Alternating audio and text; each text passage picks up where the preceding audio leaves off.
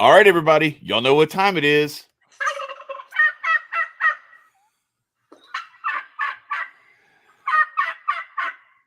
Happy Anarchist Thanksgiving.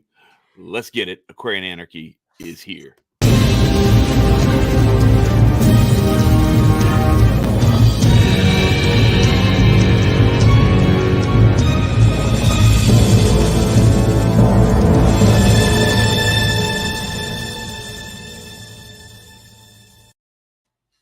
Our quote for tonight is from famous Thanksgiving icon Lao Tzu. Kindness in words creates confidence. Kindness in thinking creates profoundness. Kindness in giving creates love. And that's what this is all about here tonight. I love that turkey so much. I got it marinating since last night. I injected it. And we got the Cajun injected, Cajun seasoned rubbed turkey that is going to be popping tomorrow morning when the family comes over. So you got to watch saying it's injected. I know. These liberals will be like, well, shit, if I can get my jab with the chicken some turkey in my mouth. I didn't think about that. Yeah. You never know, they'll be doing a lottery for that. Oh goodness gracious, man! I saw. I'm thankful for not having that shit in me. For sure. I'll say that much. And I saw a video, a video today with our good man, Dr. Fauci, where he's talking about all the things that you can do to protect yourself. And, it's getting multiple shots and, taking a test right before you go to Thanksgiving dinner so you can tap out and not go with your family. I guess for some people, if they want to protect themselves from their family, that's a good way to have an excuse to not go see them. But other than that, I was just like, bro, like you can measure what level of tard you are by how many of his recommendations you think are actually a good idea. Because sure. Like when I watched that video, I was like, what? Why? He's like, it was stupid. I was like, in 2020, when they were saying all this stuff, I was like, no. It's 2022. And you're still saying that people need to right. And the carditis is all over. Like they need to start a new show, Keeping Up with the Carditicians, because that's where this shit is. But no, it's just so funny. Like in 2022, he's talking about like, now you should get all the shots, all the boosties, and also you should wear the masks and you should get tested, and everybody should get tested 15 minutes before Thanksgiving dinner so that way, if you need to send somebody home, you can send somebody home. And I'm just like, yeah, you know what? The people who are going to do that, I see them already. They still wear a mask in the parking lot at Walmart. They still wear a mask when they're walking outside, walking the dog. They still wear a mask in the car by themselves. Yeah. They're going to do that stuff. He didn't even probably need to tell them. Right. And the rest of us, we're just going to go about life the way we did in 2020, which is I had a 4th of July party at my house. I had like Easter at my house. Like we did everything. We did all the things. So I don't know. Just enjoy your Thanksgiving, people. Right. Like, and there's so much to be thankful for. And look, I want to say this. I am thankful. I'm hoping that he can come on tonight. He's been gone for a while. He said he might be available. I'm thankful for Nicco. God bless Nicco and his new endeavors that he's working on. Hopefully he will be able to join us soon. And hopefully Dutch. He'll be able to join us tonight. And hopefully Dutch will be able to come on. He's got the link. But see, look, Dutch, come on, man. But I'm thankful for this man who is on your screen. He's to my left. I'm thankful for Marcus and the relationship that we have built over the last almost 5 years now. And I'm just so and for Jimmy, for Jay, for Dutch, for all of our people. Crypto and Down, like okay, so wait a second. Crypto and Down, this is a new, I haven't seen. All right, welcome. Thankful for Crypto and Down as well. And I don't know if that means like we're talking about like down, like on a bird, like down in a pillow. But anyway, no, I just, there's so much to be thankful for. We got so many people, all the guests that we've had in the past on this show. I'm super thankful for what we've been able to experience, what we've been able to do, and what we've been able to bring to both anarchists, because we've brought some of our non or anarchist leaning adjacent maybe folks into the anarchist space to let them see, like, hey, look, there's some people who are in the conservative space, in the liberal space, who actually I got you. That's good. But anyway, bringing those worlds together, and then also bringing, to conservatives, bringing what we call Aquarian anarchy, which is a much more bringing that new age of love, peace, and freedom to people, and introducing them to that. So Marcus, it is the night before Thanksgiving, and all through the house, not an anarchist or a hotep or anyone else was stirring. Not even a mouse. Tired as fuck because we work so goddamn much. I'm tired as shit, man. I think my body just hit a wall. It was like, hey, you got some time off. Time to go to sleep. I'm like, no, I got stuff to do. The whole family's coming to my house tomorrow. Right. I got 18 people I got to feed. Yeah, I don't have all that going on. What's funny is we had actually, because I first of all, I want to bring this up because this is probably one of the most important things that I'm thankful for. I'll go on and bring on up. This is Roy. Yeah, this is my grandbaby right there. Nice. He is now a couple weeks old. I love the swag. I love. Oh yeah, we bought him that swag. Too. Man, the Groku swag. I love it. Oh yeah. Man. But I'm thankful for that, and because of that, what we hell no, let's go, get out, let's right there, Nicco. Woo! What is cracking? Oh shit, let's some more. Oh, I like it. I don't know, man. I think it looks good. Yeah, thank you. How you boys doing? Welcome, my man. Man, missing you. No shit. Tell me about it. I'm sorry. Look, it is not the same. Look, I've been through a journey, and we're still on this journey. I am working a part-time job on the weekends, and then during the weekdays, I'm taking construction project management classes. So it's not y'all. I miss this so much. But during the times that I would have the podcast is when I have class. And so it's like, I'm out by December, end of December. I'm back. End of December, I'm back, and I got some projects rolling for the boys and the familia.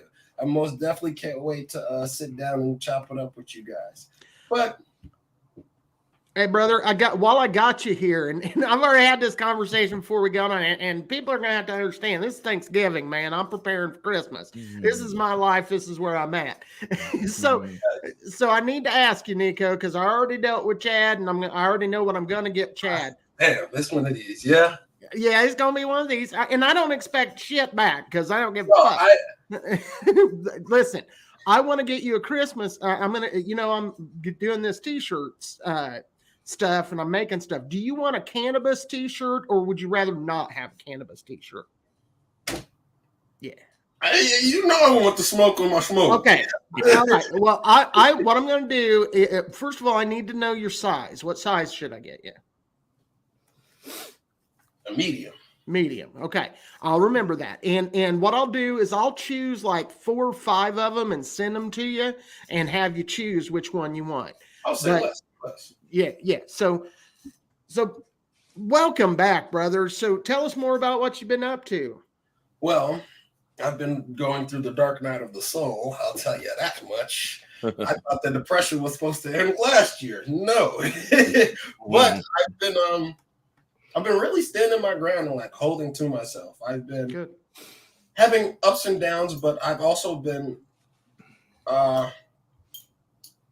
formulating a plan to where I don't have to be broke with nobody else. Like I want everybody to be rich with me. And I'm sitting down and constructing multiple avenues so that if one set of people want to invest in this area, let's get you guys together and let's push this forward.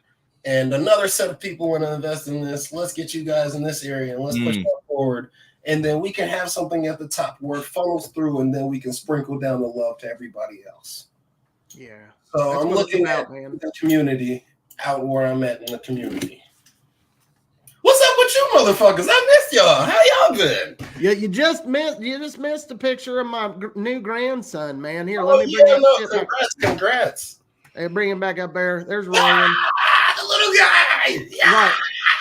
Yeah. What's funny is he's not that little. That dude came out at 10 pounds, dude.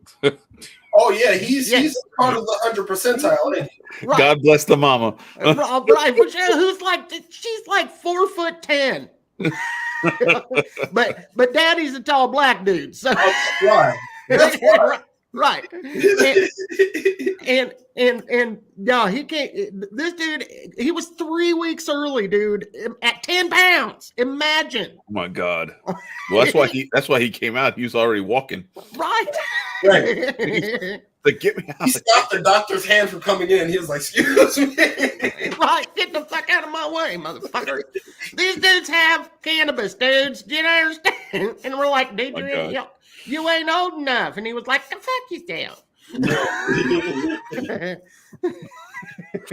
But seriously, that's what I've been doing. That's what's up.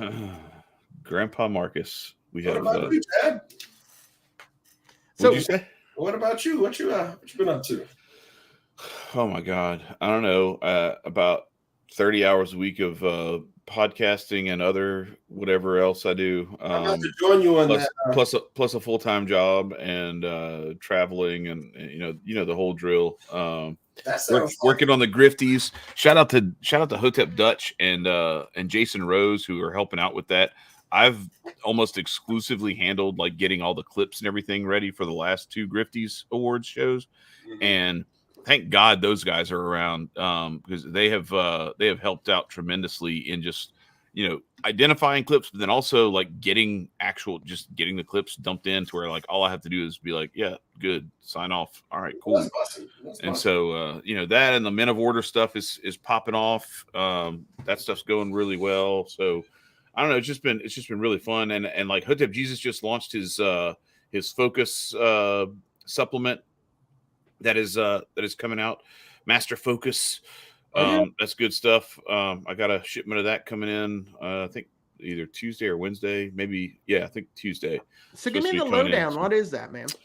It is all right. So let me pull it up. So I'll give you the actual ingredients list here because it's actually pretty dope. It is all oh shit, I hit the wrong link. Hang on. So is it kind of like super male vitality? Is it gonna come on? I called it super duper hyper male vitality. It's like on another level. Hey, Hotep out here giving the men the blue pill. It's the red pill, bro. It's red. It is actually a red pill.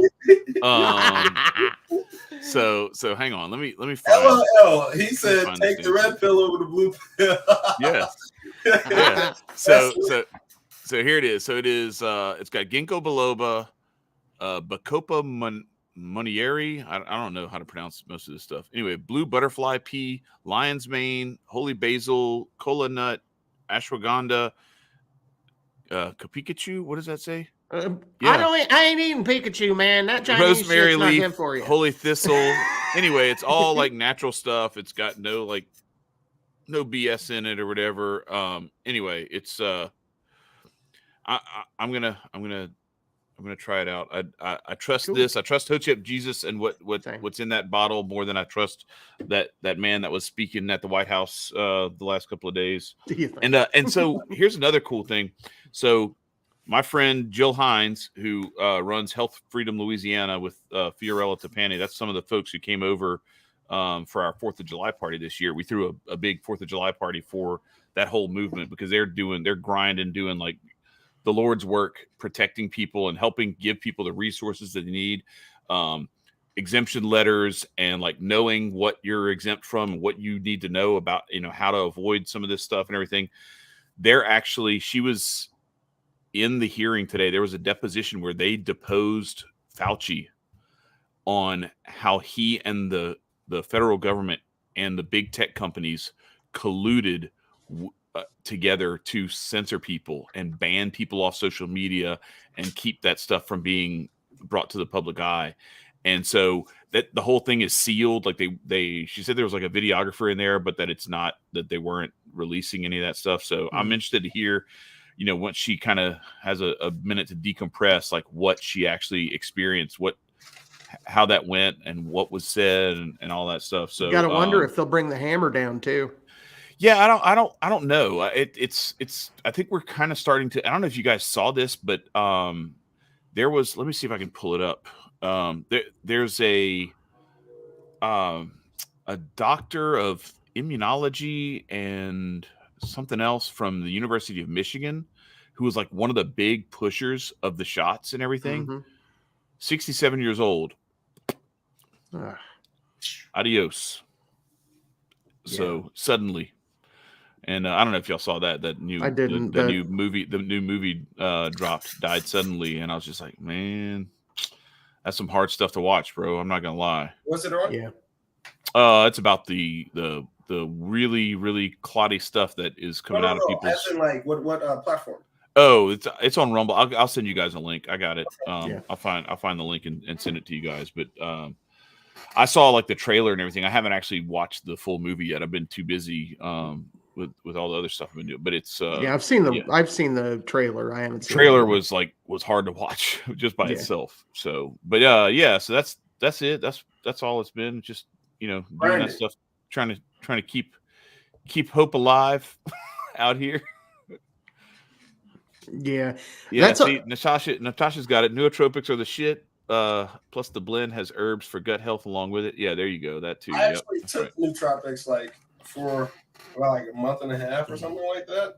And I did notice the difference. It wasn't like radically different, but I wasn't as healthy as I am like now with all the things that I'm taking. But like with that incorporated, I should do wonders. Do wonders. Speaking of, pay attention. Yeah, speaking of shit, so this is funny. This is an interesting story. Not ogre shit. So no, listen, this is wild. This is absolutely wild. I can say it here because I think this is all family, and like I think he's a little worried about flooding the market.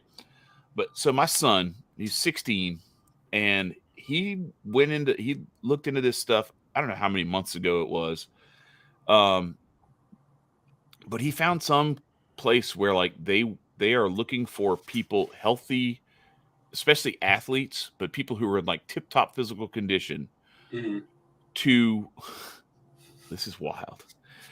They want your shit. Yeah, I knew it. And they take it and they will put it into other people to like improve their gut health. Because it has okay, wait a minute. Are we talking about actual shit into somebody? Yes. Sound like I don't know all the ins and outs of it or whatever, but like they're talking about like $500 a deuce. Oh, I'll donate like a motherfucker, but I ain't the thing is though, like I don't know, like it's like I don't think I qualify. I damn sure don't qualify. You know what I'm saying? So like he's definitely he's up there. Like he's clean. Sure. And so it was so funny. So he gets the email the other day that like all he has to do is there's a couple of more hurdles he has to clear. He has to like do like a video of him like running and doing stuff like to show his physical fitness condition or whatever. And he had to take pictures of his shit. He had to anyway, it's crazy. Like this is some wild stuff. But anyway, I swear to God, when that email came in, he plays basketball, right? So the email came in and like, it was like you would have sworn the University of Duke or Duke University, whatever it's called, that some major D1 basketball college had offered him a full paid scholarship. He was running around the house, jumping up and down because it's like you do the math on it. It's like it's easy 6 figures.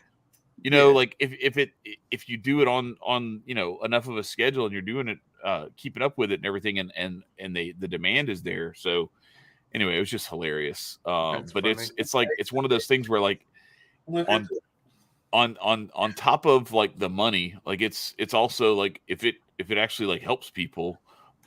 It could be pretty cool. It's weird though, like so we're talking about all this stuff over the last couple of years, right? Like all the different things that they're trying to do to you and everything.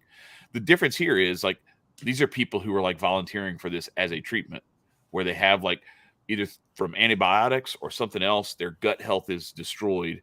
And so this is a way to like you get some of that gut bacteria that they actually find in your healthy shit apparently, and put that into the people who need it, and then it restores their gut health and can actually save their lives. I have a little bit of a simpler solution that doesn't require called going on a fucking fast and then your proper foods in your diet. Yeah, there's some people. There's some people though who it's like really bad. It's like they need some severe help. So I don't know. Like, I'm not the people doing this stuff. And I'm just like, you know what? Look, if all you got to do is shit in a Ziploc bag and mail it, and they give you $500, I'm not gonna complain, and I'm not gonna argue with them like that. There's some other remedy. Do they freeze it? Do they? I don't even want to go into this. Never mind. So look, there's this old joke. I see that. So there's this old joke of like, Rice University in Houston. There's this old joke that goes way back that it was going to be called the Sam Houston Institute of Technology, but the initials for that are shit. So I told Jonathan, I was like, yo, is this place called Sam Houston Institute of Technology? You're right. Because that's what it is. It's Dookie University, man. That's really good. Like, because the Dookie, that's a good one. I'm gonna run with that. Are all their students dropouts? No. Hey, wait. Where's my? Waiting for the sound. Here it is. Yeah. I'm way too late. Right. I got to be quicker on the trigger than that. That was very bad. Well, and we needed Trump to endorse that, dude. Yeah. All right, here we go. I'm Donald Trump, and I approve this message. There you go. Shit, man. Duke University. Dude, it reminds me, a buddy of mine, I grew up near IU University, Indiana University. Yeah, you don't have to say the U and the university. You're one of those pin number people. I know. ATM machine. I said Indiana IU, Indiana University is what I meant. Yeah. Anyhow, I had a buddy when I was just out of high school that they paid him. It was minimum wage. I can't remember what it was, but they paid him minimum wage for 2 weeks. And the first week, and it's just Monday through Friday, this was their job, right? Monday, because they were comparing Monday through Friday, the first week, they got them stoned all 8 hours. Just fucking got them ripped, fed them, shit tons of weed in a variety of different ways, got them destroyed. Then the next week, they fed them alcohol for an entire week. Damn. And they paid them minimum wage. I'm like, well, fuck. I missed the boat. You're in the wrong business, man. Right. You keep getting fired for that shit. Right. I need to begin hiring for some weed. What are you talking about? I had some friends that they did that. They would go to like the I think it was like the Department of Transportation or something like that would do like breathalyzer test stuff, and they would actually go and like they would spend a whole day getting drunk, and then after they would get drunk, so what they do is you go and you drive this course in the morning, then you start getting drunk, and you get drunk throughout the day, drunker and drunker and drunker, just keep drinking the whole day, and the whole time, every so often, you drive that same course, and they just measure all this, this big wide group of people with all their different metrics, their weight, height, age, and whatever else, how often they drink on a normal basis, all those things, and they put that all into a database, and then they measure like how much worse how much worse your drinking gets, how much worse your driving gets, the more you drink throughout the day. So funny. I'm guessing it's not good by the time you go home. Yeah, I mean, I don't know. I just knew that I was never available, and I was really pissed off. I was like, this is bullshit, man. I always have like some like major work engagement that I've got to go do out of town, and I can't be there for that because I would love to just get paid to party all day and then drive. And it'd be like the thing that they're paying you for, like that. That's just seems really cool. But anyway. The government got a lot of time on its hands to say what? The government got a lot of time. Oh yeah. Yes. Like, hey, you know what? Let's see how fucked up. Indeed. Guys, see how good they are. Right, for sure. And what's crazy about it too, though, is like there's all kind of stuff, all kind of other stuff out there that like, I mean, you get the wrong person, some psycho or something like that. Like they could just be like, all right, here's my chance. Yeah. They gave me the wheel and they made me drunk, and I'm just gonna plow into this, whatever it is. You know what they're gonna do? they're gonna be demonize the drugs, demonize the alcohol, right, everything else but that individual. Yeah, right, for sure. Like he wasn't the one that decided to take the job. You guys, y'all didn't do no background checks. Oh yeah, hey guys, What's up? Crazy. Yeah. So back to thankfulness. You know, the oh, is that what we're doing here tonight? Right. We're supposed to be thankful. I'm thankful for some My weed. son is thankful for his own shit. Right, for sure. Hey, But wait. So how often do they do this? Are they doing this tomorrow? Like, does he? Nicco's trying to hook the drinking thing or the shit thing? The shit thing, because like no, it's like once you get approved or whatever, then they want you to just keep sending your shit. Like it's like an ongoing thing. Tell him to go run a lap before he eats tomorrow. All right. Yeah. right. Sure. Can I be thankful real quick? Sure. Yeah. I can would like to attribute my thanks first and foremost to the beautiful gentleman that I am having this conversation with. I always have to show my appreciation to you guys. Thank you. I love you, Nicco. You guys have dropped so many gems, and not shits, gems for your boy. You guys dropped so many gems for your boy. It's crazy. And I can't perceive a lot of people that are in my life able to do that except for you guys, especially the networks that you all are intertwined with as well. I'd like to be grateful for my family, and that also includes you guys and everybody who's in the chat. I appreciate all of you guys. You guys have kept this mug afloat. You've kept this ship beautiful. There may be a scratch or one or two, but you know, it's life. And everything depreciates off the block unless you keep putting emphasis and love and affection into it. And that's what we continuously do. And I can't knock that. I can't. I'm appreciative of the little misty people in the sky. I call them my ancestors. We appreciate them. Left, right, center, up and down. And then, I mean, I guess I appreciate myself. I appreciate myself for doing the best and staying alive, because, oh, Lord knows, kicking the bucket is very, very easy for certain people. It can be very... Not you, Jabari, not you. Everybody else is the best but Jabari. But I send my shouts out and my thanks to all my beautiful people. I missed y'all so much, and I can't wait till this shit's all over so I can really kick it with y'all. For sure. Yeah, and know that the chat has shown you plenty of love. You were missed, and Jay particularly. I think he brings you up every time you're not here. And both Chad and I think everybody understands. You know, you're bettering yourself. Of course, we support that, but just know that you are missed. I appreciate it.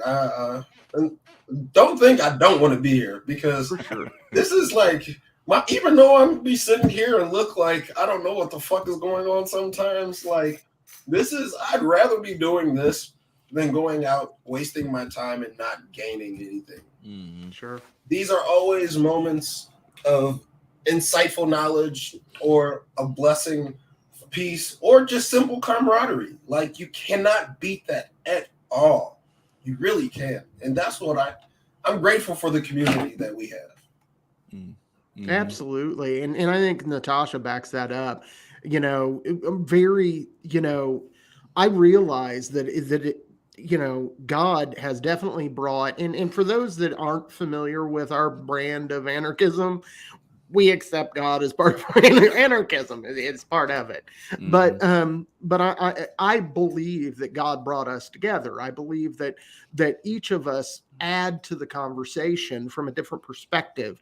And so I'm with Natasha. I really appreciate the blessings that God has brought. And Nicco, you and Chad are definitely blessings within my life that have been brought about through this podcast.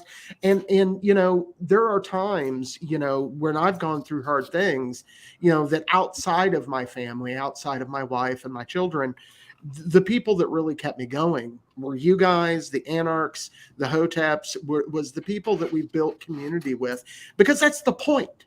That's why we voluntarily cooperate, is because we need each other. You know, so many times, in anarchist community, in anarchist circles, people lose sight of the fact that, yes, the individual is the unit of society that we should be focused on. I agree with that, but we need one another.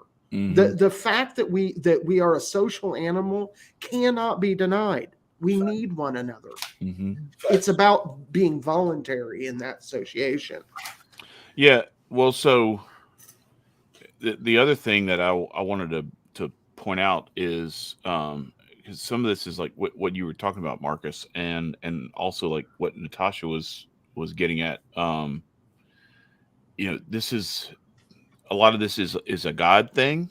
But I've been, so there's this series. I don't know if you guys have ever seen it. I recommend it. When I was on the election special with Hotep Jesus, we talked about it like at late in the night after like almost everybody else was gone. We were talking about shows that we watched and everything. He was talking about Naked and Afraid, and I told him about this show. It's called Alone, and it was on the History Channel. And it's basically they drop 10 people all in these like separate places, and they're completely alone. They have to run their own camera equipment. There's no crew out there with them or anything like that. They have like a satellite phone that they can call in case of an emergency and they'll immediately come and like medevac them out or whatever if something bad happens. But one of the biggest struggles that they have, like they have to make their own shelter. They have to catch their own and kill their own food.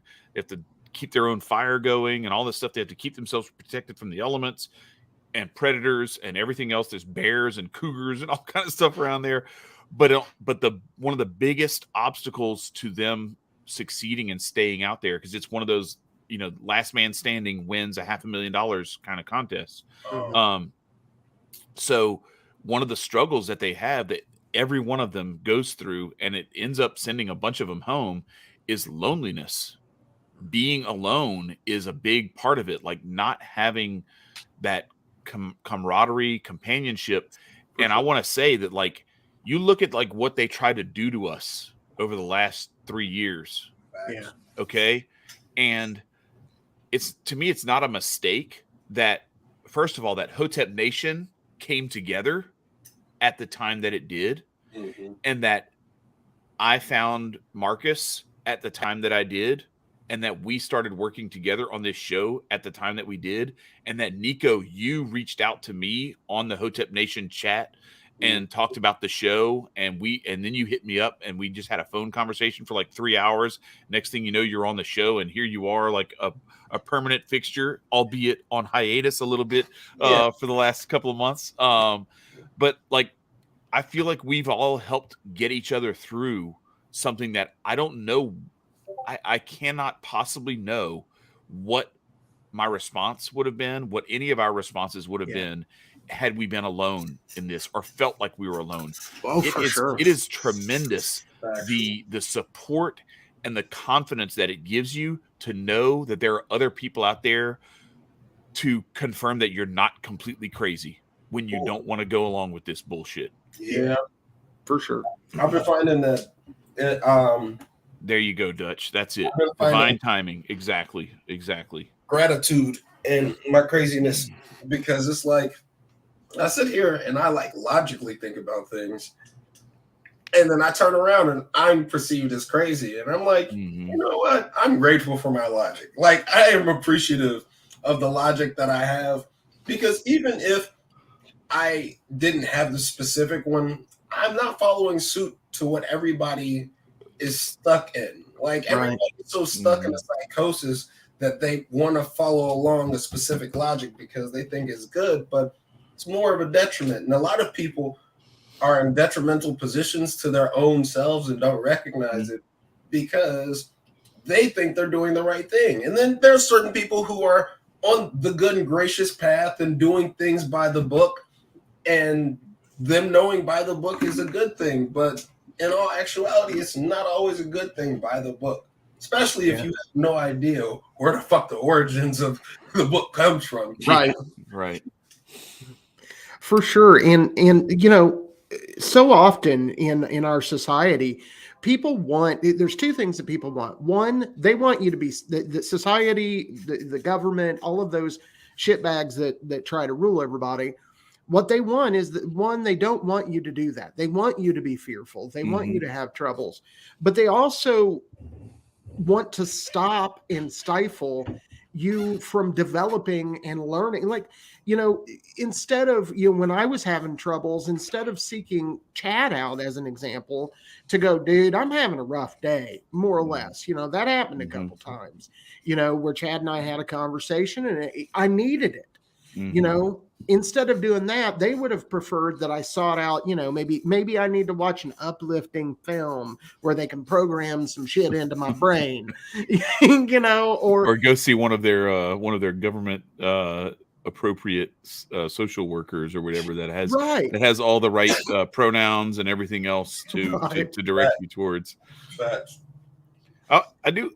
Well, go ahead and finish if you want. That was pretty much okay. It. So I want to. This is Jabari. This is really important what Jabari says here, because he's talking about that show Alone and what some of those people go through.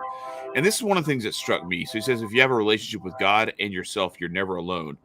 There's a lot of truth to that. And one of the things that's always struck me is I've never seen any of these folks where you get to bring 10 items. And I get like a hatchet, the necessity, a flint, there's all these different things, tarp. Sometimes they'll bring like a gill net or whatever protection. There's all these things that they bring that are like physical necessities. Nobody's ever brought, at least not that I've seen. So I've watched like 2 or 3 seasons at the end of it, and then I just started watching like the first and second season. So I'm towards the end of the middle of the second season, and I've seen the last couple of seasons. But nobody brought a Bible or a prayer book or like a book of like lives of the saints or anything. Yeah, just a book. But I'm just saying like something where it's like, okay, like something where you can like tap into God in a way that like you can actually start to get some, because sometimes like I've found as I've gone through that Divine Intimacy book again, like I reconnected with like, oh wow, like I had forgotten how helpful it is to read one of these saints talk about going through the same thing that I'm going through right now. And the timing being perfect, where like exactly what I need to hear about is what comes out of that book and pops off the pages at me. And I can't help but think that like some of those struggles that they have where they're just like, they're sitting there and they're recording themselves with their little cameras or whatever that they give them. And they're just like, you can see they're kind of sort of going insane because they're completely alone and they don't have that relationship. They're developing a relationship with themselves because they're finally in a place where the world's not buzzing. Yeah. And I feel like if I was put in that situation, I would probably have a similar response, because I feel like we're all so busy and there's so much technology and messaging, advertising and everything that we're bombarded with, and so much noise that it's hard for us to really have the type of relationship with ourselves that you need to have when you're out in the wilderness in silence and all you can hear is crickets and but like that's the thing. Branches. That's where I have to rebut though, because in that essence, you are in nothing but of God's creation. You are in the essence of God. And you can't recognize that shit. Yeah. Only thing you see is just trees, this, that, and the third. You're already lost. Right. Which they are. Yeah, but to kind of, I guess, come together with those two ideas. With those two ideas, I think that if you walked in, like for instance, now I'll be clear, I couldn't do that. That's not something I could do. I know my limitations. Being alone I'm a very social person, so I couldn't do it. But I mean, if I had to, I would, but I wouldn't sign up for it because I know I'd fail. But if you had the mentality already that Nicco's talking about, you're going into it thinking, well, this is God and this is God's creation, then I think in my mind, you might be able to make the kind of transition that Nicco's talking about. But most people, at least in this country, come from a religion of a book. Either they're a Christian, a Jew, or a Muslim. And generally, a lot of that kind of spirituality comes from a book. And so though I think you can get to where Nicco's talking about through all of those religions, and I think that's kind of the point. Mm-hmm. But for someone that thinks of spirituality as something that they read, and that the foundation of their faith is largely based in either the sayings of people that have lived before or things that they wrote down, then I think that would absolutely, if I were a Christian and I was packing those 10 things and I could do that, absolutely, Bible would be essential. Yeah, right. Yeah, and whatever is kind of like that pillar for you, right? I think needs to be, but I think also, so to bring it together in a different way, on piggybacking off of what the three of us have said about this, it kind of dawned on me as Nicco was saying his rebuttal was, I think some of it speaks to where they were going into that spiritually. Yeah. That they didn't, that wasn't even that wasn't even a consideration for a lot of them. And Right. there's one of them who's like, he's a Christian guy and he's like all worried about like whether he cusses on camera or not. And like he spills like boiling water on himself and like puts his fire out with his boiling water and everything. And he's just like, well, I didn't cuss on camera. And I was like, well, I mean, that's not, the least of your worries, buddy. Yeah. Like I'm a little worried for how you're approaching some of this stuff, because it needs to be, you need to be centered in the right place with like how you're framing and approaching this. But Marcus, what you were saying about like not being able to do that, or not because you wouldn't sign up for it or whatever, what's really interesting is there have been a few people who have expressed this and expressed the same thing, which I think is really telling, because I'm on board with it completely. Is like, it's one thing to be out there and doing some of the stuff that they have to do if they know it's for somebody else. But to do it for themselves, it's so much easier to tap out. Yeah. It's so much easier to tap out. Like if I knew I was doing this so that my daughter wouldn't be tortured to death, I would die doing it. But if I know that like I'm just doing this for me to win some money, I'm just like, yeah, I'm done. Yeah. Like it's so much easier to give our own selves up than it is, and that's not a bad thing. I think that's a good thing. Like that magnanimity, genuine magnanimity is like a lost art, I think, in a lot of cases. But I think it's cool to see that it's still alive and well in some people.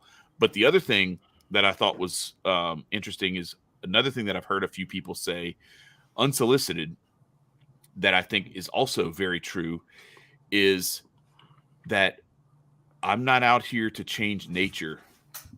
If I have to survive in nature is. I have to change me. Yeah. And that's the thing I think that we can all take a little bit away from. And that's one of the things that I'm thankful for with what, Hotep Nation, this podcast, the space of all of our friends, and that kind of Venn diagram of how they've all kind of intersected together, is that I sense this real understanding and appreciation that we all have a calling to make ourselves better and adapt ourselves to make it to where we can either survive what we're in the midst of, or at the very least not relinquish our souls because the going gets too tough for us. For sure. And if for those that are listening, a lot of our followers, if you will, and I don't like that word particularly for our people, because they're not really followers, they're just they're anarchs. But for the people that, most of those people, but for the people that don't know that, if you don't have somebody that you can be thankful for in this time, find them, seek them. And that's not saying being alone is the end of the world. It is not. I spent plenty of my life alone. And so, but there is nothing like loving and being loved regardless if it's a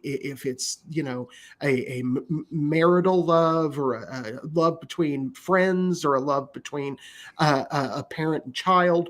Either way, in any of those ways, that's something that the human species needs that. And yes, you can get away with not having it, but you can't have a emotionally stable environment without it. And that's why I found what the state has done over the last couple of years so heinous, is that's an essential part of the human experience, is other people, and they are absolutely trying to take that away from us, and I won't allow it. The bottom line is that will not happen in my life. Literally over my dead body. There's no way. My family means the world to me.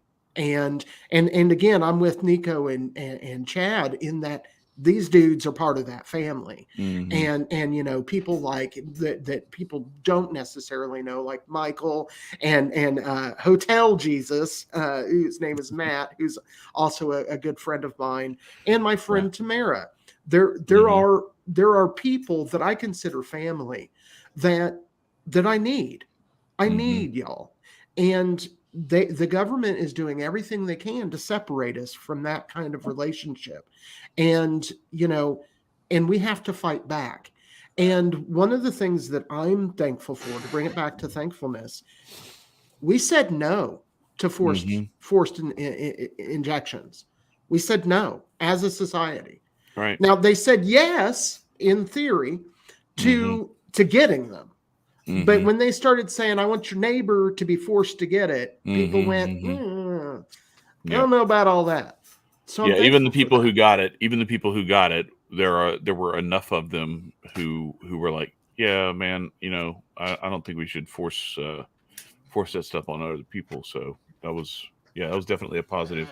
And I think too, like, you watched how, like, the different waves would come and they would try to, like, clamp back down, and it was less and less adopted, the clamp down, and so it's just like, all right, so y'all at least recognize now that this is not, you haven't sold it well, so we're not buying it, so just stop. And I think some of this stuff was, we have to go back to our behold a pale horse. I'm thankful for Bill Cooper. We have to go back to, and I've talked about this several times, but it bears repeating because it was such a revelation, and it's so important. This idea of stress testing and, throwing a pebble into the pond and seeing where the ripples go, like the toilet paper thing was one. Then like seeing how people respond to if they're going to lose their job, if they get it.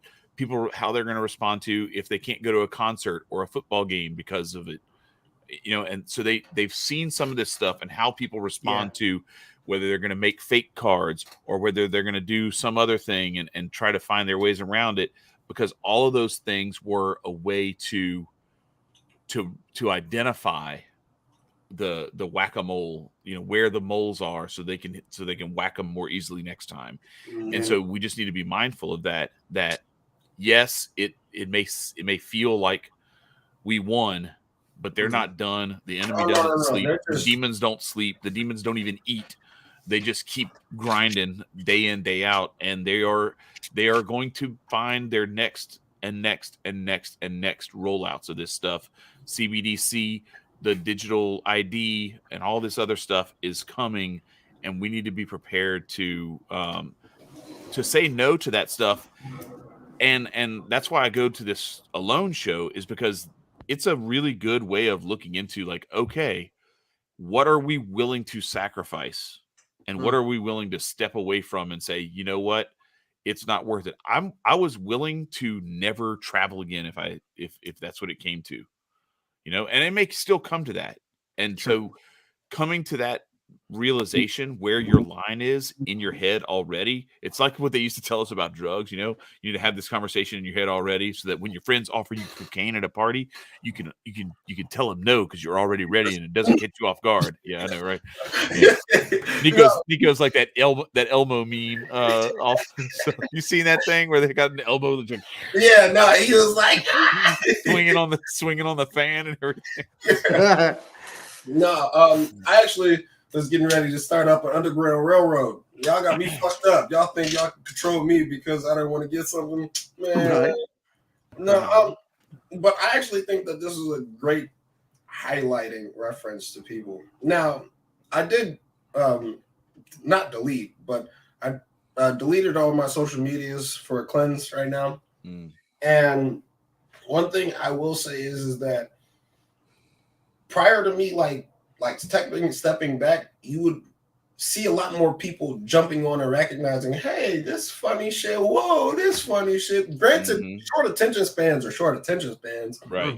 But they're starting to pick up on, okay, guys, well, there's a couple of people who got the jib jab jibadome and they drop like dead flies, and it's kind of stacking up like some waffles on a Sunday morning. So like, should we still trust these guys? And there's plenty of people who will be like, yeah, but then we're getting more of a majority that are like kind of looking back and like, these past 3 years have been kind of rough.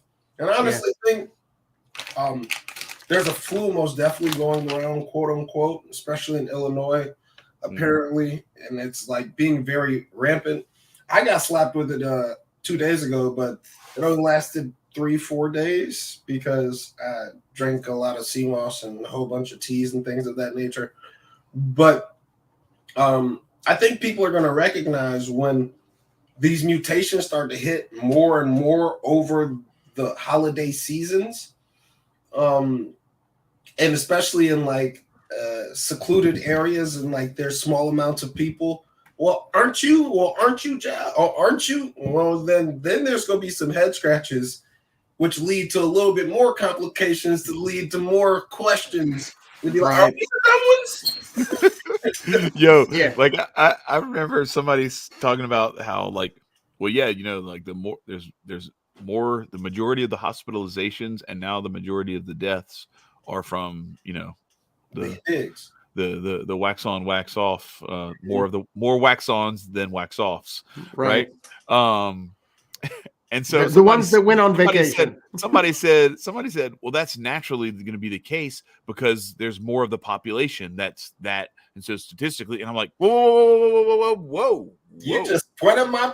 Hold on a second, because why would it be statistically the same? Like, just like, okay, so if 65% of the people are waxed on and 35% are waxed off, shouldn't the 35 and now 65? So shouldn't the 35, since we were the ones who were stupid because it was dangerous to not have the wax, shouldn't we be the ones who are like hospitalized more and dying more? Like, like shouldn't it not match the, like shouldn't it not be directly proportional to like a 1-to-1 ratio or even worse than that? I have something that's it's kind of wild. They just like completely left the effectiveness thing out the window. It's just like, well, yeah, there's more. Like, why? Obviously, this shit is useless. So I actually might bring a bazooka to Thanksgiving, but after my plate, I have to get 2 plates. Right.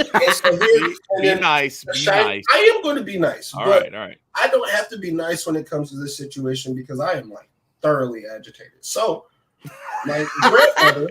He says, I'm going to be nice, but I don't have to be nice. And it's just like, okay. I'm going to be nice with the words, just not aggressive with the words. Okay. All right. So my grandmother is tripled up, waxed on, right? And she just got the 3rd one. Her memory has degraded each and every time. And then now, conversations that we've had like 2 minutes ago, I have to reiterate like 3 or 4 times. Wow. So I'm going to be like, all 3 of y'all who caught the wax on, y'all been having real bad issues with your body. I've just had body aches. Yeah. Right. is that enough for me to be like, can we like take a step back and like analyze that the people who take care of your health don't really care about your health? Right. Can we like point something out? My dad's memory is ass, but like it's degrading and getting worse. And it's like, you guys don't recognize, like, I've had conversations with people who are jabbed up, and the same conversation within a week span about the same issue. And I'm like, bro, we talked about this already. Yeah. Like, is it not clicking for you? We can scroll back up in the messages, matter of fact. Right. It wasn't that long ago. And granted, like I said, the attention span is not bad. It's getting worse because it's getting worse. Yeah. I agree. The people who take care of your health are like, yeah, we took care of it, all right. Yeah. Right. How's the American health? Don't worry, we took care of it. Hey, we got Tempur-Pedic caskets back here. Oh, How you want to be laid up? right, for sure. I'll tell you what, though. You know, I gotta get back to it, though. We gotta let these motherfuckers out of. I'm sorry. That was me. Now we gotta let these motherfuckers back into the plantation, though. We gotta let them come back in because why is it a plantation? I don't fucking know. I chose a word. It'll be all right. No, but I'm saying like that's the wrong place to let people back in. Like, we right, you're right. Okay, we gotta let them back into the utopia or whatever the fuck. What's the name of your stable, Marcus? Indiana. What's the name of the place that you reside over by? Because if it starts with a plant and ends with Asian, I'm sorry, I can't pull up. What if that plantation is growing pot, dude? What if the plantation's growing pot? So I'm on board. It's a potation. Okay, It's at the potation. All right. So, but we got to let these people back in because they fucked up. We realize they fucked up. But again, and we've mentioned this before, but we're not going to stop mentioning it. These people fucked up. Yes, we get it. And I'm not going to hesitate to say if they're like, I'm feeling awful, but well, you probably ought not have got the stupid yet. You know, but they're realizing. And the more they realize and the more we open our arms and say, come on back in, come on in, don't do that shit again. Then, you know, then the more we grow, the more we get bigger. Crazy motherfuckers, please. Right. Yeah, well, because listen, because all right, so let's just say hypothetically that they had been right. Okay. And that like they were completely healthy and we were having all kinds of issues because we didn't go along to get along, right? The energy that I was getting from them throughout was that they would just be dancing on our graves and talking shit in our faces if that were the case. As some of them were when they thought that was the appropriate thing to do because they thought that's what was actually happening, even though that's not what was happening. So what Marcus said is exactly right. We have to be the example of like God's mercy and forgiveness and love and charity and invite people like, hey, look, I get it. It was tough. It was fearful. They did a number on people. They tried their best. It was like the most incredible propaganda campaign that we've had in a long time. I think since by far better than that. Better than that. It was better than that one because even that one, there were people who were like, there was like half of the population or more that was like, we don't need to go over there. No, why are we going over there? This is the wrong place, and you know all that stuff, right? This was like, I don't know. It was more than half of the people were like, oh my God, we have to do this, and you're evil if you don't do it, you know, and shaming people. So what we have to recognize is like that was really hard to see through, and we have to, instead of making people feel like they're stupid or that they're less than human or whatever they tried to say about us, we have to welcome them and invite them back into critical thinking, but into also like, hey, we got you. It's all right. It's going to be okay. we're in this. We have to nurture them. We're all in this together. We're all in this together. We're all in this together. We have to nurture them back into an idea that we're not hostile. Like, yes, you niggas wanted to kill us, but that don't mean I wanted to kill y'all. Okay, I was disappointed in the fact that we had such a disagreement, that you had such a disdain towards me because I chose a certain path that you didn't. But that does not change away from the fact that I'm still human, and I'll treat you as human as well. As long as you understand that I'm here to help you, and I'm not here to patronize you or anything like that. Yeah. When you first get back here, I'm going to nurture you, pat you in the back, and then we're going to have these conversations. And then when we lead into the trail of me baking you later on, then I'll get to that. I'll hurt your feelings a little bit later when we're a lot more cordial. But right now, hey, look, there's no need to sugarcoat it, bro. We in this position because of you niggas. All right. So,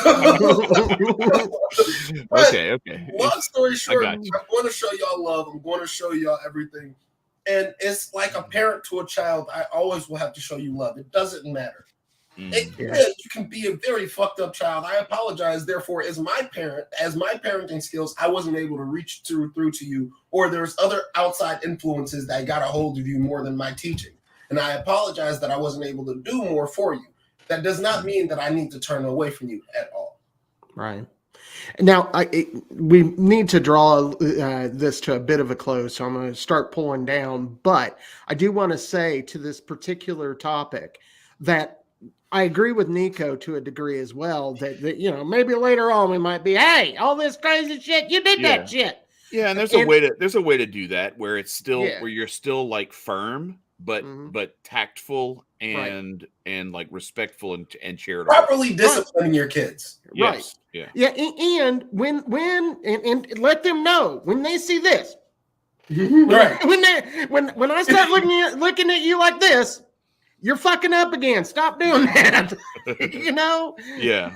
So if I can, since we're trying to wrap up, because it's Thanksgiving Day tomorrow, and we are thankful for everyone who has come through and who has been here with us all along, and I'm especially thankful for for the people on screen and all of our guests and everything. I got a Christmas tree to decorate after this and everything, because I got the whole family coming over. We want to try to decorate the house for that. But I do want to say one more thing in that line of thinking. Dutch was talking about turn the other cheek, and there's some, so I know everybody who is listening to this and everybody on screen is not necessarily Christian, and I get it, but we can at least, I think everybody kind of understands and knows the story of like Jesus and crucifixion and his mother witnessing that and kind of like watching her child go through this stuff and everything, and knowing that there was nothing that she could do. I just want to kind of take it back to, this was, I'm not sure, Marcus, if you saw the one from this morning, but this is what I haven't yet. Divine Intimacy brought me to this morning. And it says, no creature in the world loved, nor will love God more than the most blessed Virgin Mary. And now notice it says no creature, because Jesus Christ was not a creature. He was, he was God come down to earth incarnate. So as far as creatures are concerned, someone created by God, she's the one. So no one loved nor will love God more than her. And no one was nor ever will be stronger than she was in suffering. See her at the foot of the cross. She is a mother, and she voluntarily assists at the terrible agony of her son. She sees the nails being driven into his flesh. Think about this as we're thinking about what was done to us the last 3 years, and what is consistently done to us by governments and by these big corporations and everything else. Because it's the same thing. It's a theme that repeats over and over and over again throughout history. She sees the nails being driven into his flesh. She hears the heavy blows of the hammer. She beholds his head crowned with thorns, seeking a little repose on the hard wood of the cross. She sees the cross raised and her son hanging on it, suspended between heaven and earth, disfigured by suffering, without the least consolation. Her heart was pierced. Nevertheless, she repeated her fiat with the same fullness of consent with which she had pronounced it at the joyous annunciation of her maternity. In her love, she found courage to offer her well-beloved son, for the salvation of his executioners. Wow. What mother could rival Our Lady in strength? Yet her sacrifice immeasurably surpassed that of any other mother, because only she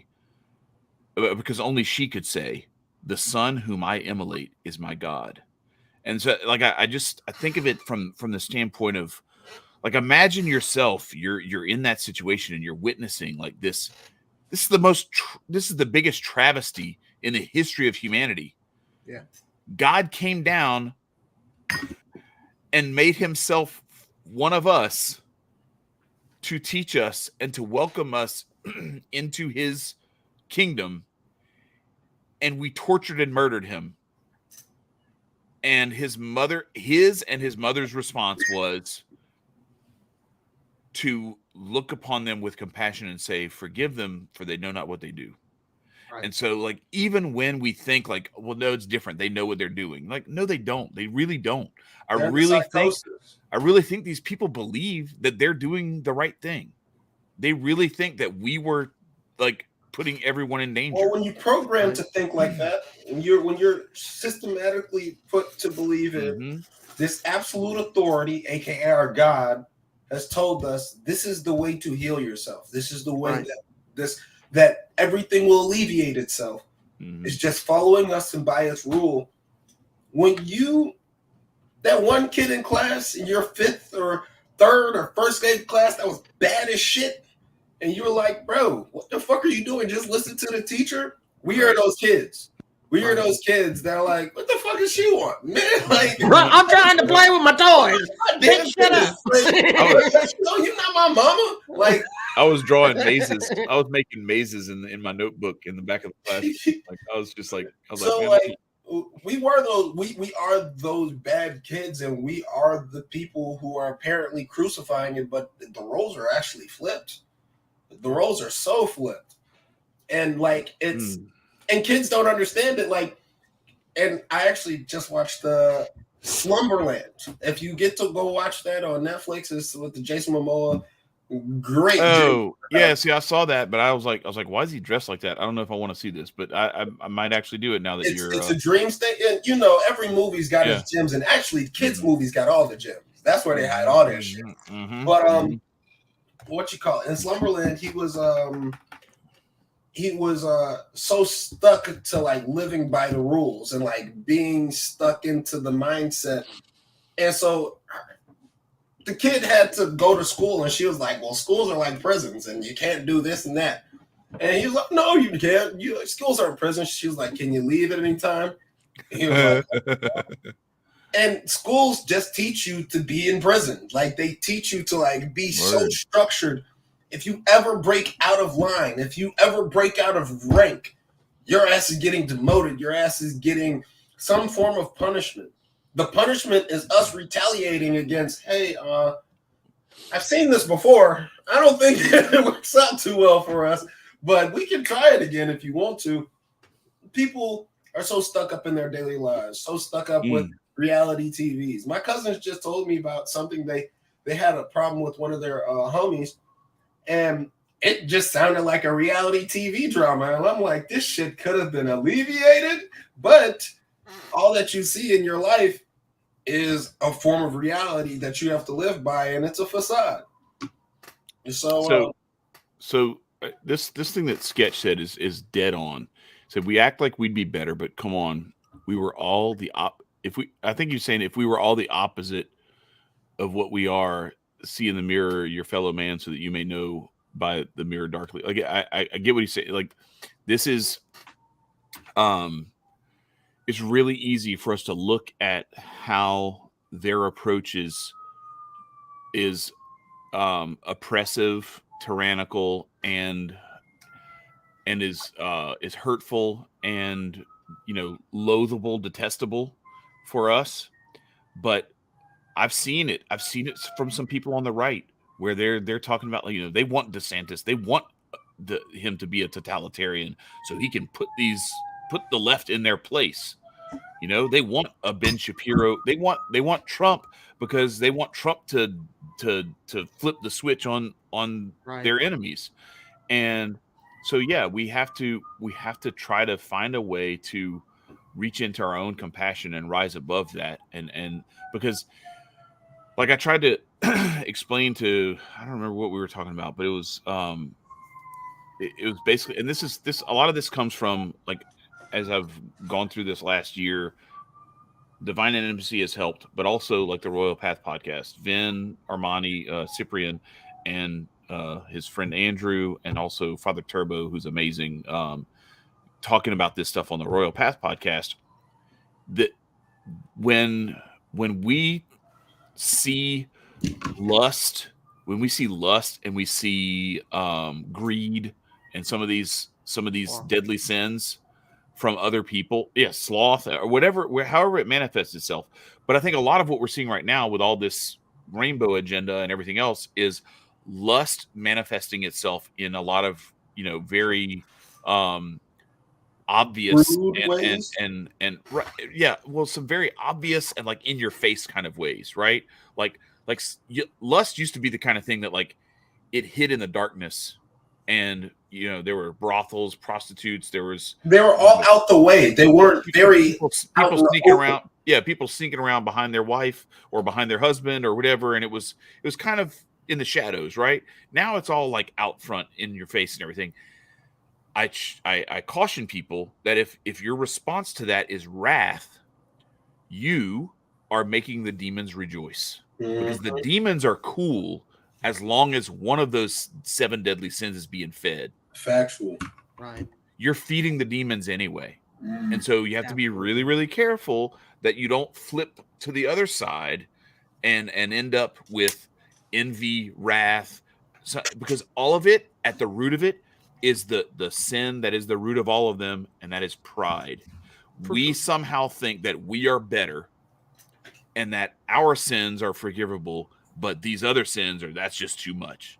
Yep. And that ain't how it works. And so we have to just be really careful, and we have to look to ourselves and figure out. That's why, like, back to what that show Alone, where I've heard it a couple of times from a few different people, and it's not connected or anything like that, but they've all said, when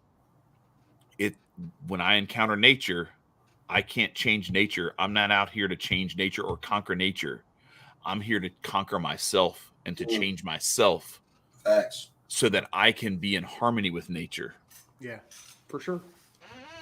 As a capstone to that, and I know I've talked about this song before, but I think that it bears repeating because I think this is true.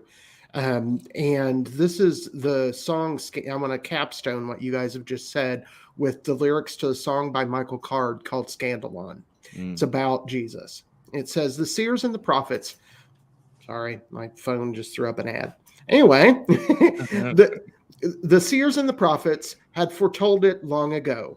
The long-awaited one would make men stumble, but they were looking for a king to conquer and to kill. Who'd ever thought he'd be so meek and humble? He will be the truth that will offend them one and all. A stone that makes them men stumble, and a rock that makes them fall. And many will be broken, so that he can make them whole. And many will be crushed and lose their own soul. Along the path of life, there lie the stubborn Scandalon, and all who come this way must be offended. To some he is a barrier, to others he's the way. For all should know the scandal of believing. He will be the truth that will offend them one and all. A stone that makes men stumble, and a rock that makes them fall. And many will be broken, so that he can make them whole. And many will be crushed and lose their own soul. It seems today that the Scandalon offends no one at all. The image we present can be stepped over. Could it be that we are like the others long ago?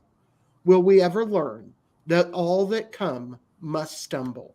He will be the truth, and it repeats. The basic idea is that Jesus isn't easy. The path that he lays before people means that you must. It is certain that you will forgive everyone, regardless of what they do. That's hard. What if those people are the people that might kill your child? It's called unconditional love, and it doesn't matter if they're about to hang you up or not. You still, even if they're nailing it in and being crucified, you say, I forgive you, for you do not know what you do. Right. And so go ahead. Sorry, Marcus. I was just going to say, so remember that when you're hating the state and the people that follow it. And remember that, Nicco and everyone else, when your I'll family remember comes that. over, I'm sorry. when your family comes over tomorrow and it's Thanksgiving, it's supposed to be family time. It's really tempting. I'm tempted. I'll be honest. We got some stuff going on in our family that is tomorrow's kind of a big day. It's the first time that we have all gotten together since some stuff went down like 4 years ago.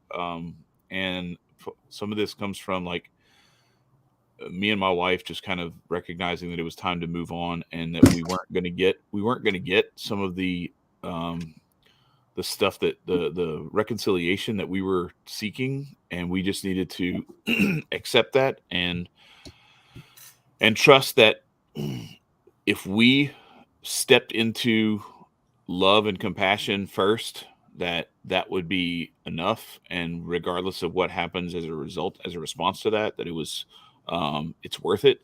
I do want to direct people to, I posted an article here from the Aquarian Anarchy account that it's my Men of Order article that's basically about the 7 deadly sins, and it basically goes into be careful, because, and it's, I titled it, it's kind of a clickbaity title in a way. It's 7 reasons you're not worthy of wielding power, and it's the 7 deadly sins. It's like, because none of us is worthy of wielding power over other people, because we tend to these 7 deadly sins. And so let's keep that in mind, because we, as much as we would like to point to other people who have, obviously, yes, there's some people who've done some heinous things. The thing that's the most, and I was having this conversation with my dad the other day, one of the things that's most upsetting, I think, for all of us when we are on the other side of this stuff, is when we see someone who's unrepentant. Yeah. We see someone who won't even admit fault. They defend themselves. They try everything. This whole thing with like, we need amnesty because we just didn't know. Like, no, listen. I'm willing to extend forgiveness, and I'm willing to like we talked about, I'm willing to invite us back into communion with each other. But I want to caution everyone who's willing to listen that the way that this works and the way that healing actually happens is when you are actually willing to say, okay, I fucked up. I said some stuff. I was wrong.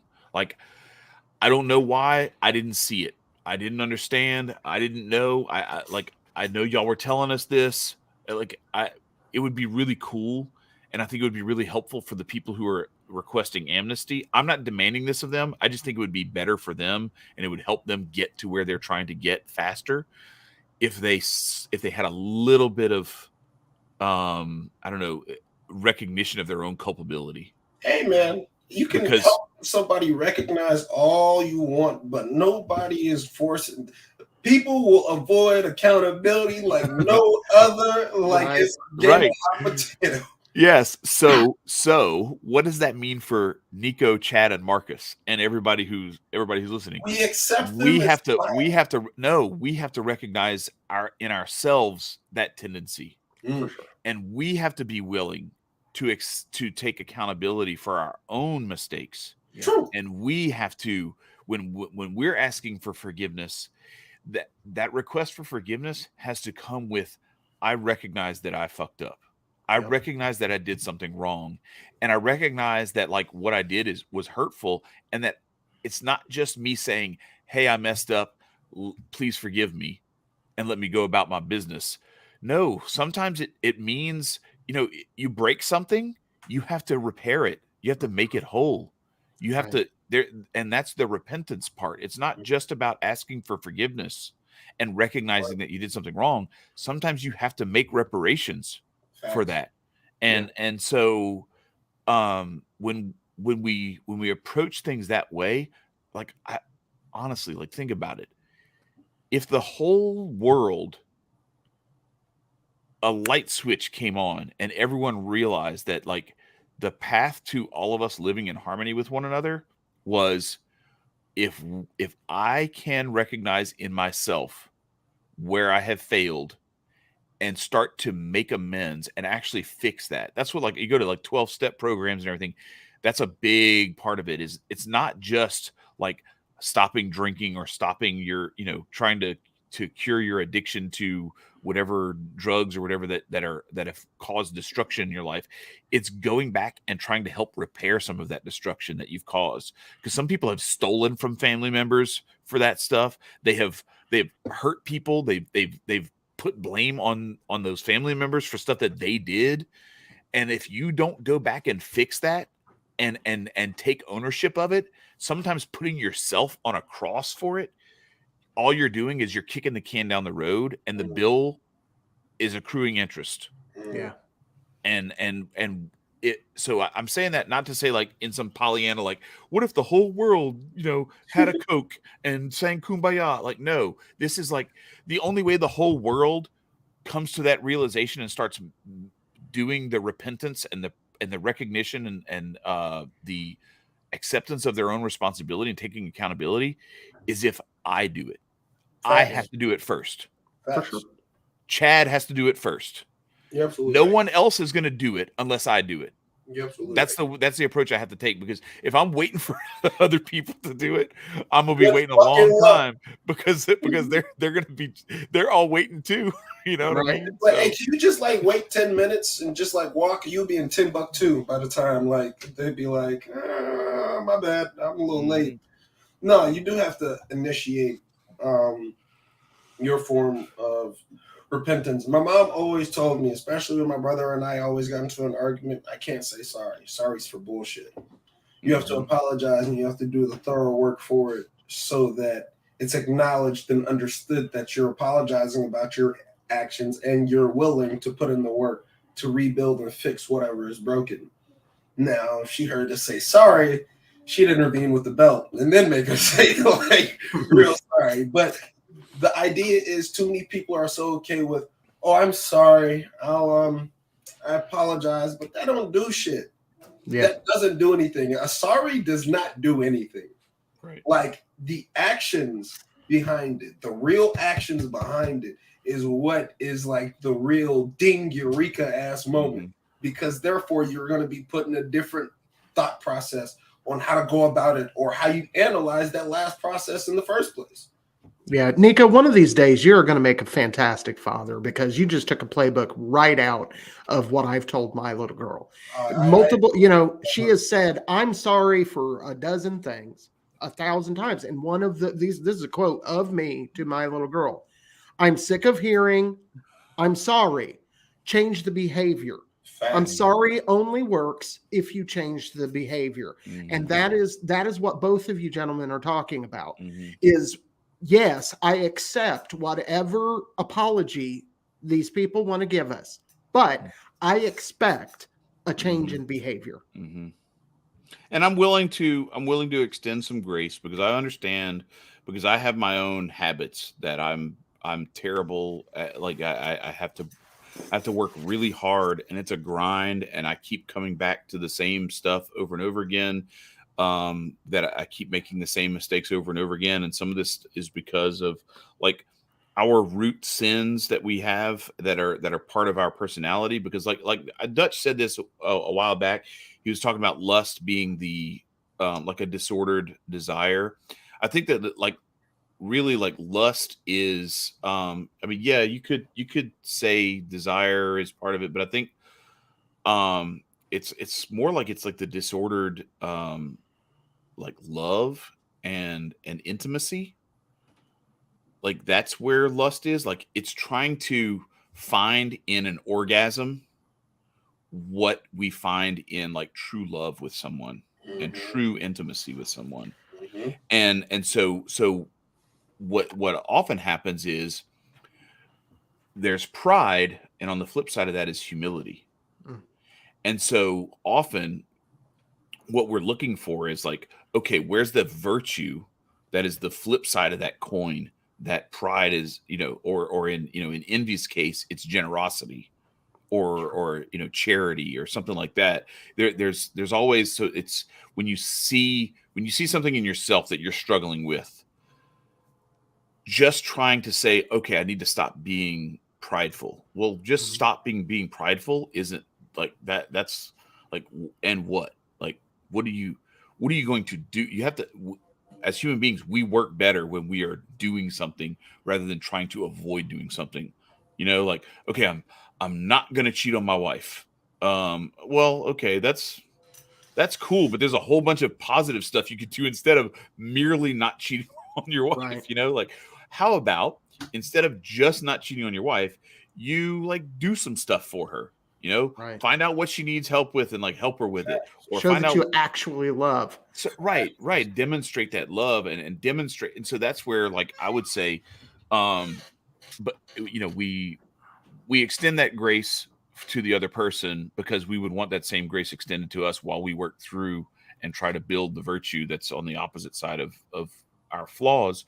But we also like that's a good way to invite someone. Like if someone has harmed you, to say like, hey, look, would really help make this easier to take, and what would really make this apology ring true, do this for me. Like whatever. I don't know what I'm assuming it's Anya, but I don't know what she may have done that, it was Anya. that where you're like, stop, I need you to change the behavior. Well, what virtuous behavior could she do actively that's the opposite of that? And if she starts leaning into that, the other thing probably is more likely to go away. Whereas just trying to live life without doing that thing, it's like a rut that you keep falling back into. Because we all do this. I like, sure, every human being who I know, who I've ever talked to about this stuff, has the same problem where it's like, yeah, whatever the handful of things that they struggle with are, it's a constant struggle. It's repetitive over and over again, and I'm guilty of it, like all the time. And if you don't believe me, you ask my wife or my kids. Like, they'll tell you, like, it's the same shit, and they're also sick of hearing me say I'm sorry. So, like, I think it's a human condition. Sure. At least you're saying it, and I think that's important. The one thing I do want to make one comment on that, because I think you're absolutely right, and you're onto a spiritual truth when you talk about replacing it. With my spirituality, which is unusual, you lose one of the things you do when you cross the abyss, which to be clear, lust is below the abyss and love is above the abyss. So for those that need it.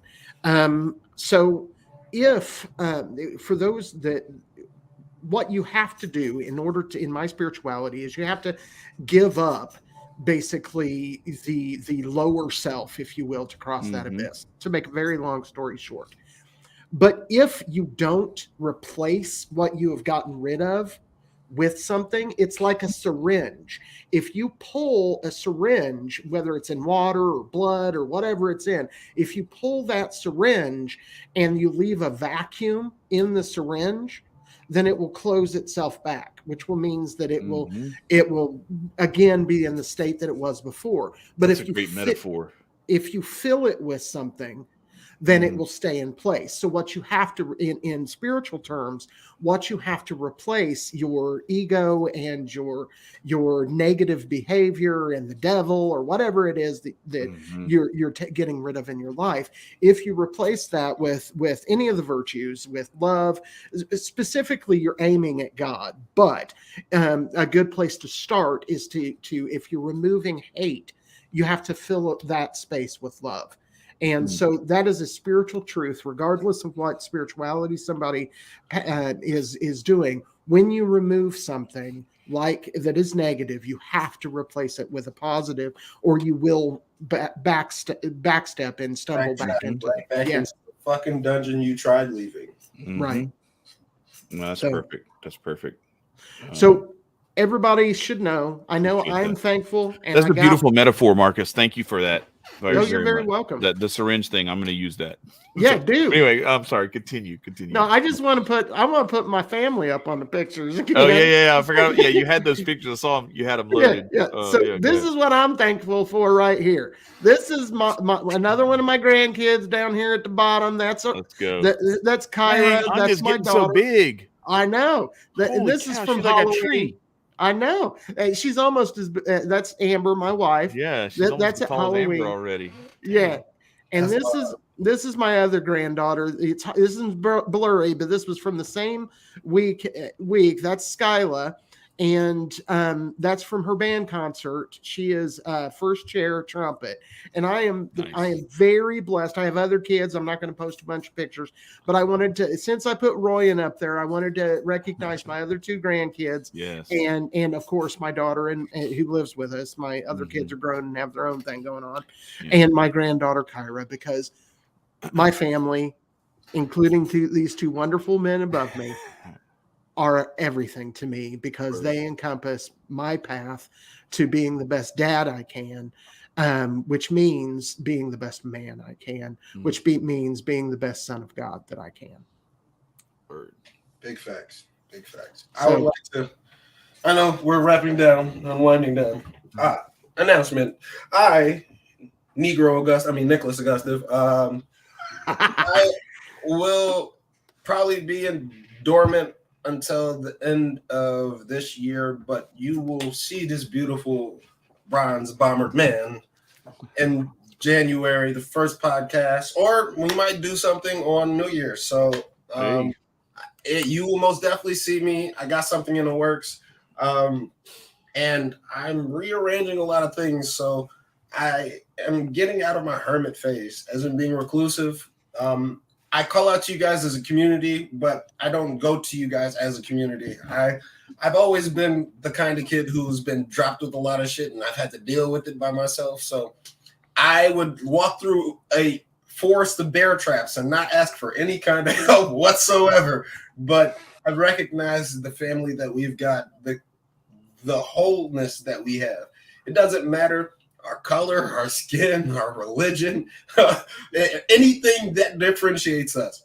If it's for you and if it's for a betterment of our people, come on through. And that's all we care about. And at the highest and the most prevalent thing above it all is we all show each other respect and love. You can't have respect and love and have a healthy relationship, because a lot of these people have fake respect and then show love. Oh, I'll have love for you, but then that's a toxic ass relationship. We don't do that around here. We show each other genuine ass love. We show each other genuine ass care and compassion. And it doesn't even matter. I will do my best to talk to God to see how the monks levitate, so I can levitate over to y'all if I have to. But you all are my family, and I appreciate y'all hands down for Billy and everything that you guys do for me and for Marcus and Chad. Like, without these two running, there we go. Without those two running, this community that I'm a part of, this hits different for me. Like, you guys don't understand. You guys hit different for me. Seeing the chats, being able to communicate with y'all. I have nothing but the most respect, and I love every single one of y'all. Thank you, guys. Thank you. Yes, and with that, Hotep's Been Told You is starting. We will send you all there. Go to Hotep Jesus' channel right now. It's Hotep Wednesday, a special edition for Thanksgiving. So head on over there. We appreciate y'all, family. Hotep and Build, and we'll catch y'all on the other side. Happy Thanksgiving, everybody. Peace. Stay free. Stay free.